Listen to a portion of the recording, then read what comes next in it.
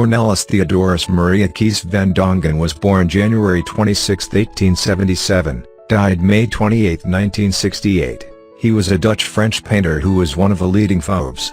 Van Dongen's early work was influenced by the Hague School and symbolism, and it evolved gradually into a rough pointillist style. From 1905 onwards, when he took part at the controversial 1905 Salon exhibition, his style became more and more radical in its use of form and color. The paintings he made in the period of 1905-1910 are considered by some to be his most important works. The themes of his work from that period are predominantly centered on the nightlife. He paints dancers, singers, masquerades, and theater. Van Dongen gained a reputation for his sensuous, at times garish portraits of especially women.